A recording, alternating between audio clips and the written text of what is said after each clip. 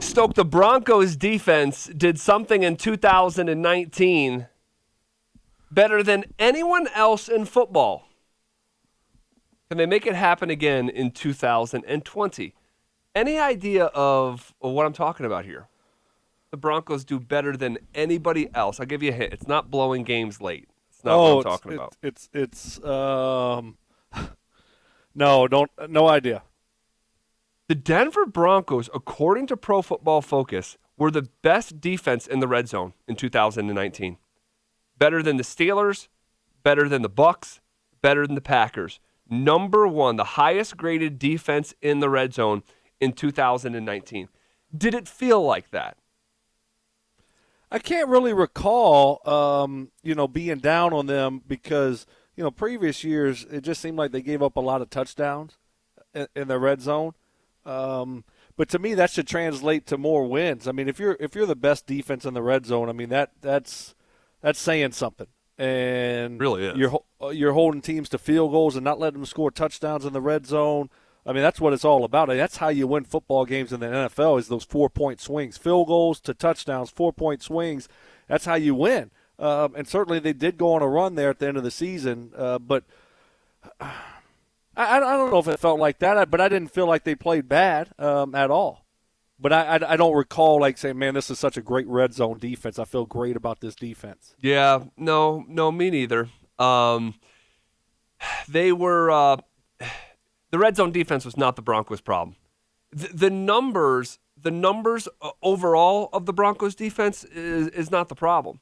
The problem was the timely issues and when they happened for the defense. Like there was 3 different games where it's just like, dude, if this one thing doesn't happen, you win. You win this football game. NFL games are the razor thin margins are just incredible. So the numbers on paper for the Broncos defense was great. But I think, and you want those obviously because that's, you're down to down production. But man, the Broncos need to avoid the timely nature of some of their pitfalls that we saw in 2019. Yeah, I think that's well said. I mean, you look at certain aspects of the defense and you look at their red zone, man, that was so good. But how about closing games out when you have the lead?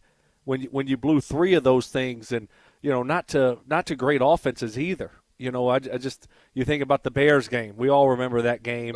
Blown coverage there right in the middle and, next thing you know, they're running up there spiking the ball with 1 second left and Eddie Money comes out there and guy missed every other clutch field goal, and Bears haven't made a clutch field goal since Kevin Butler was kicking for him in the mid-'80s, and this guy drills the darn thing, right? And so then you look at the Jags game, and Minshew Mania had him wrapped up 20 different ways. He escapes Houdini, and they find a way to win that football game. And then you look at the Colts game, and had a chance to win that one also there late, and that is like just slip through Brissett. He has too much time. Ball gets thrown over Chris Harris's head. They get a 40-yard completion there. T.Y. Hilton, sideline. Yep. And so then last year Vinny couldn't make any field goals, but he sure made it against us when it counted. So it was just one of those years. That's what you want. I mean, you got to be able to close out games. So yeah, there's 2 sides to the story. They were great in the red zone, but man, you got to be able to. Great defenses finish games, right, and close them out. And we weren't able to do that enough last year. No. And a part of it, I heard Colin Cowherd say this, like, sometimes the ball just doesn't bounce your way. We've talked about it in relation to the Super Bowl 50 team. It just seemed like everything broke their way. It just felt like that. And in 2019, it felt like everything was breaking against the Broncos. That trifecta of games that you just highlighted. The Colts lost 15-13. The Bears lost 16-14. And the what was the third one there? The Colts, the Bears, and what was the other game you just mentioned? Jags. The Jags, Houdini. That was, Gardner Minshew. That was just one of the first couple games of his career. I think it was like his second or third game, something like that. 26-24. So a 2-point loss to the Bears with that hit at the end from Chubb. A 2-point loss to the Jags, where Gardner Minshew has like 3 players just trying to tackle Minshew was like trying to tackle water in that moment. And then a 15-13 loss against the Colts. So all 2-point losses, 16-14, 26-24, 15-13. 3 losses on the Broncos schedule in the first half of the season. Those were all in the first 8 games. Were they really? Yes. I mean, you think about that. That is incredibly bad fortune. Just bad.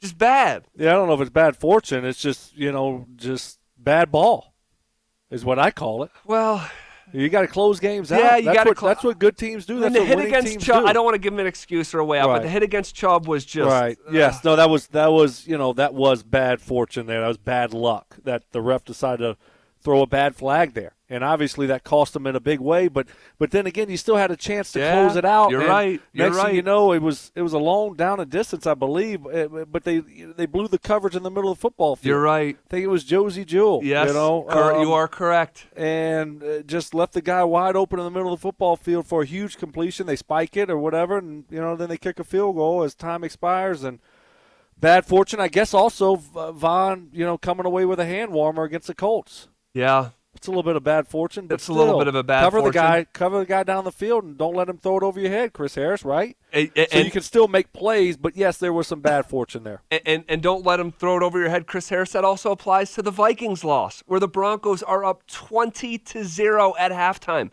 Oh, 20-0. And the Vikings went 4 for 4 on scoring drives and won 27-23. You talking about finishing? I mean, dude, you talking about finishing games? Yeah, offense has to pull more of its weight, but golly, 4 for 4? Yeah.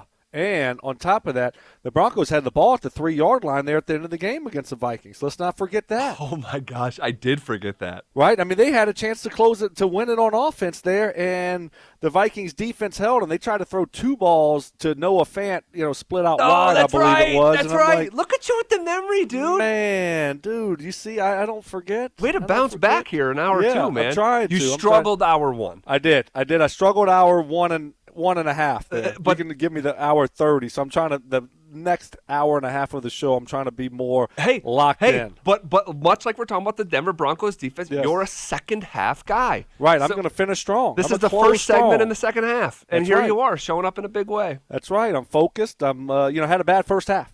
Had a bad first half. Nothing I can do about it now. Right? 24-0 against the Chargers. Let's go out in the second half and dominate and pull off the biggest upset, and Monday Night Football history. Monday Night Football history. There you go. So that's what I'm trying to do here, Zach. I love the effort, dude. They kept on. They threw 2 balls to Noah Fant out there, and it's just not really.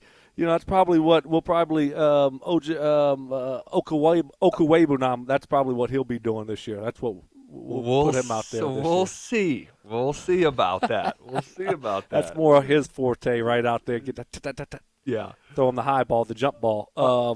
So.